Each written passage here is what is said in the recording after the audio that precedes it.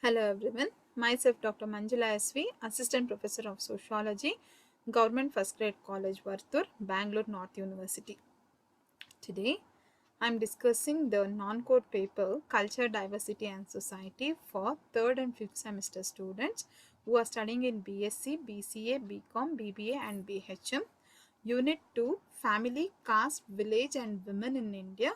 Session number is 24 and the topic for today's discussion is religious minority groups and constitutional provisions for SC, ST, OBC and minorities.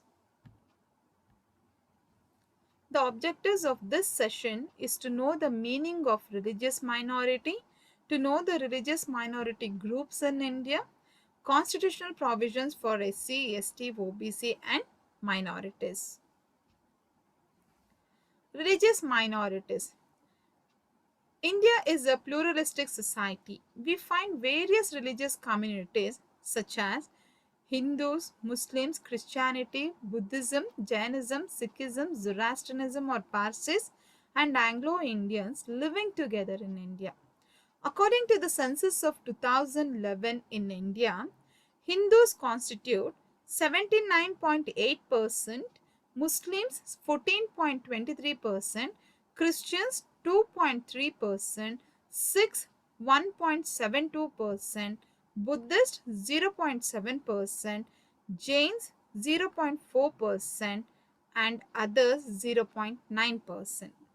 By virtue of their numerical strength, the Hindus constitute the majority while the rest of the religious communities come under what is known as religious minorities. Here we can understand that India, as we know that it is a pluralistic society, it is having the characteristics of unity in diversity. We can find n number of people living in India with having different diversities such as geographical diversity, cultural diversity, linguistic diversity, religious diversity. So, we find various religious communities also living in Indian society. We can list them as according to the 2011 census. We can see that Hindus, Muslims, Christians, Sikhs, Buddhists, Jains and others. Hindus constitutes the majority. Majority here they have taken into consideration as the numerical strength. ಬಹುಸಂಖ್ಯಾತರು ಯಾರು? ಬಹುಸಂಖ್ಯಾತರು ಅಂತ ಹೇಳಿದ್ರೆ ಹಿಂದೂ ಧರ್ಮವನ್ನ ನಾವು ಬಹುಸಂಖ್ಯಾತ ಧರ್ಮ ಅಂತ ಕರಿಬಹುದು. Hinduism considered as the major religious group in India. So, Hindus constitute 96.63 crores, Muslims 17.22 crore, Christians 2.78 crores, Sikhs 2.08 crore, Buddhists 0.84 crore, Jains 0.45 crores and others 0.9%. Rest of Hindus. Other than the Hindus, the other religious groups are called as religious minorities. Hindu ಧರ್ಮವನ್ನ ಹೊರತುಪಡಿಸಿ ಇತರ ಉಳಿದ ಧರ್ಮದವರನ್ನ ನಾವು ಧಾರ್ಮಿಕ ಅಲ್ಪಸಂಖ್ಯಾತರು ಅಂತ ಕರಿಬಹುದು. The National Commission of Minorities Act 1992 notifies 6 religious communities as minorities. They are Muslims, Christians, Sikhs, Buddhists and Zoroastrians and Jains. Now let us look into the meaning of minority. In general, minority refers to a group comprising less than half of the population and differing from others, especially the predominant section in race, religion, traditions and culture, language, etc. Here we can see that minority is less than half of the population and they are different from others, especially the predominant section in race, religion, traditions and culture, language, etc. Minority means a group comprising less than half of the population and differing from others, especially the predominant section in race, religion, traditions, and culture, language, etc. A special subcommittee on the protection of minority rights, appointed by the United Nations Human Rights Commission in 1946, defined the minority as those non-dominant groups of population which possesses a wish to preserve stable ethnic, religious and linguistic traditions or characteristics markedly different from those of the rest of the population. Here, as per the United Nations Human Rights Commission in 1946, minority refers to non-dominant group. These minority groups are non-dominant as their population is very less, and they wish to separate themselves in the ethnic, religious and linguistic traditions or characteristics that is different from rest of the people can be considered as minority. Religious minority groups in India. Here, in Hindus are considered as major religious group in India. Rest of Hinduism, all other religious groups are considered as minority. Firstly, we can see that Muslim is the major minority religious group in India. It constitutes a major percentage of population in India in religious minority groups.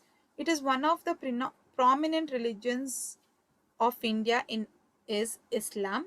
As per 2011 census, they constitute 14.2% of the total population in India.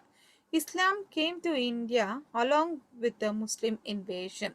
The followers of Islamic religion, Muslims constitute India's largest religious minority. Islam means to submit freely to the commandments and will of the one and only God, Allah. It was founded by Prophet Muhammad. Muslims are divided into two main sects known as Sunnis and Shias. Each one of these two sects has many different schools. Muslims came to India as early as 622 AD. In the 10th and 11th century, Muslim rulers like Muhammad Ghazni and Muhammad Ghori invaded India and initiated Muslim rule. Later, Delhi Sultanates and Mughals established their administration in India. Christianity is the biggest religion of the mankind judged in terms of its followers. It is the third largest religion in India. According to the census of 2011, they constitute 2.3% of the India's total population. Christianity entered India through Saint Thomas during the 1st century AD. The followers of the doctrine of Jesus Christ are called as Christians. The Christians are the followers of Jesus Christ. His preachings were based on faith, service, love, and brotherhood. The Christians constitute two major groups known as Roman Catholics and the Protestants. Division between one group and another are defined by doctrine and church authority. It is interesting to note that the Christian population in India is more than the entire population of Australia and New Zealand or total population of a number of countries in Europe. Kerala, Goa and Mizoram, Nagaland, Meghalaya, Tamil Nadu states have high concentration of Christian population in India. Kerala has the largest number of Christian among the states.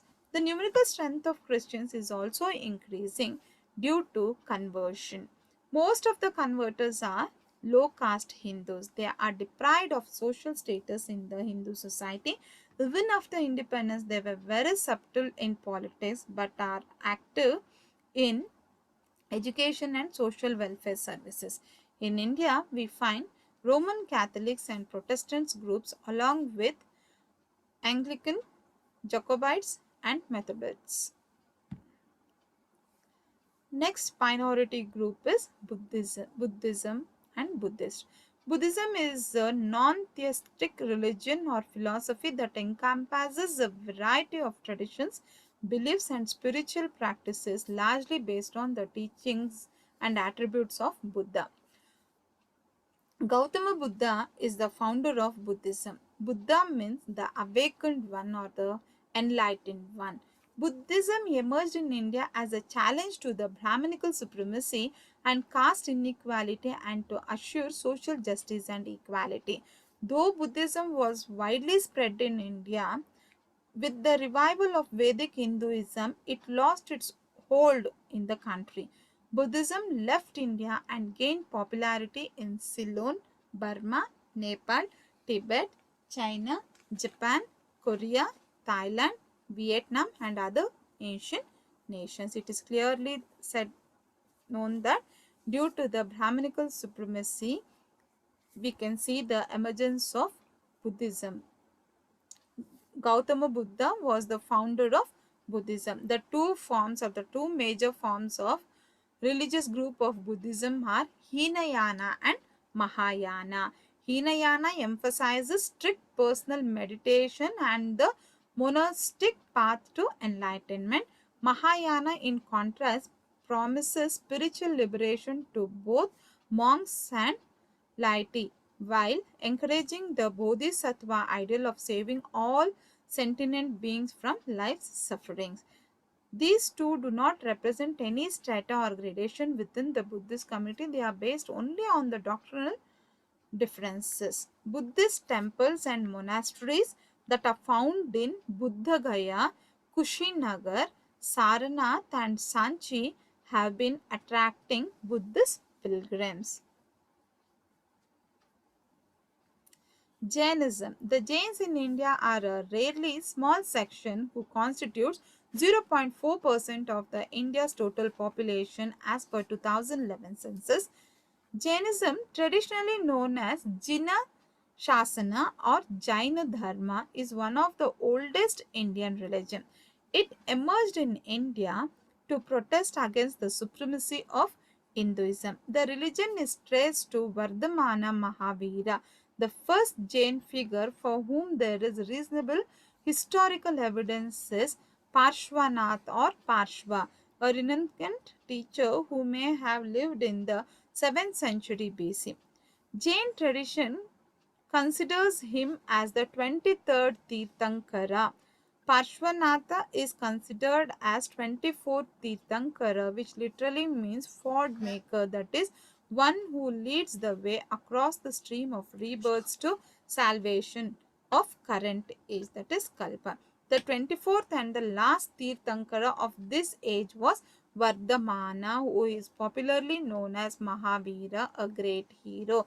Vardhamana Mahavira is the 24th Tirthankara. The three jewels of Jainism are right faith, right knowledge, and right conduct. These are called as the three jewels of Jainism. Anglo-Indians. The Anglo-Indians are those people who are born for British father and native Indian mother and living in India. The intermarriage between the British East India Company employees and the local Indian women were encouraged by the British period. Since then, they have developed a unique hybrid culture which carefully preserves a pre-war sense of English identity. The Anglo-Indians were more Anglo than Indian. Their mother tongue was English and so was their religious upbringing as were their customs and traditions. They gradually developed a distinctive way of living, projecting a blended version of mixed culture of both Indian and European influences and had an obvious inclination towards the latter. Anglo-Indians adopted the religion, distinctive customs, manners, language, diet, clothing, and speech of their European progenitors. Over the years, Anglo-Indians successfully integrated into the mainstream of Indian society and developed a Western style of living influenced by Indian culture.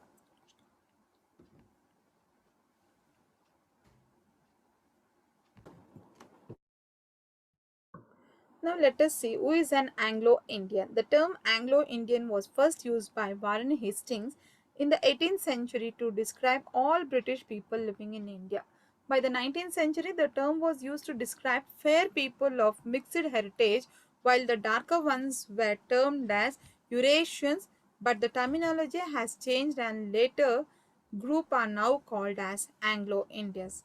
According to Article 362 of Class 2 of the Indian Constitution, an Anglo-Indian can be defined as a person whose father or any of whose other male progenitor in the male line is or was of European descent, but who is domiciled within the territory of India and is or born within such territory of parents habitually resident therein and not established there for temporary purposes only. Here, the Article 365 Clause 2 defines that in the Indian Constitution, father is the progenitor who is of European descent and mother from India. The children born of those parents are known as Anglo-Indians.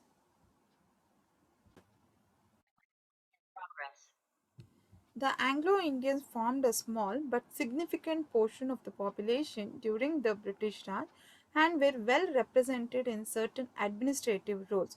The Anglo-Indian population at the time of independence in 1947 were 8 lakh, whereas in 2010 there were 3 lakhs 50,000.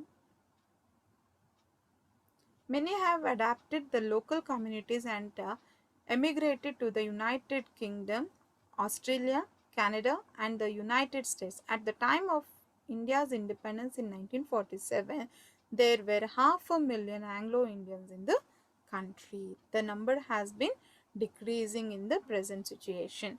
The Anglo Indian community largely belong to Christianity. They are residing in some of the India's largest cities including Mumbai, Madras, Bangalore, New Delhi, Kolkata, the Kolar goldfields of Karnataka, etc. Now let us look into the constitutional provision for SC, ST, OBC and minorities. The Constitution in India has provided provision for the upliftment of these weaker sections. They are as follows. According to Article 15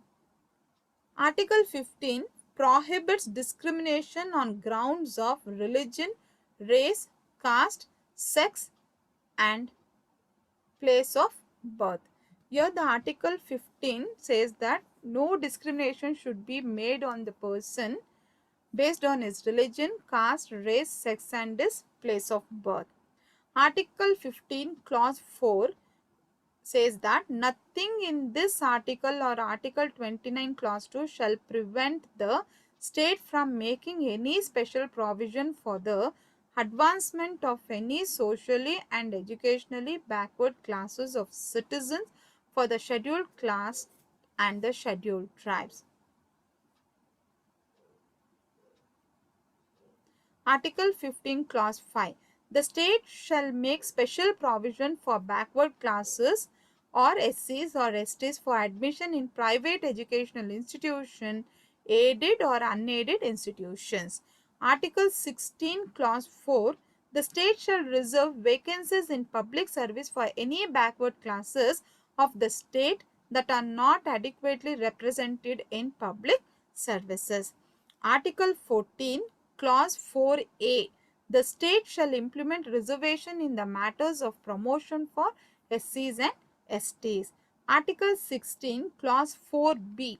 The state shall consider unfilled vacancies reserved for backward classes as a separate class of vacancies with the ceiling limit or 50% of reservation. Article 17. Abolition of untouchability. It throws light on the abolition of untouchability. No person should make the offenses by claiming that touching of a person is impure. So, Article 17 supports for the abolition of untouchability. Article 19 Clause 5 allows to state not to impose restriction as freedom of movement or of residence in the interest of the general public or the protection of the interest of any scheduled tribes. Article 40 provides reservation in one-third seat in panchayats to scheduled caste and scheduled tribes. Article 46 enjoins the states to promote with care the educational and economic interest of the weaker sections, especially scheduled caste and scheduled tribes. Article 164 there shall be a minister in charge of tribal welfare in the states of Madhya Pradesh, Orissa, Chhattisgarh, Jharkhand, who may in addition be in charge of the welfare of SCs and backward classes or any other work. Article 275 allows special grants in aids to status for tribal welfare. Article 330 reservation of seats for SCs and STs in the House of the People. Article 332 reservation of seats for SCs, STs in the state legislative assemblies. Article 335 claims of SCs and STs to services, post-educational institutions or promotion. Article 338 National Commission for SCs. Article 338 Clause A National Commission for STs. Article 339 Control of the Union over the administration of scheduled areas and the welfare of scheduled tribes. Article 340 make the provision of the appointment of the commission to investigate the conditions of socially and economically backward classes and table the report in the parliament. So, these are the constitutional provisions are in favor of OBCs, SCs, STs and minority groups. Thank you.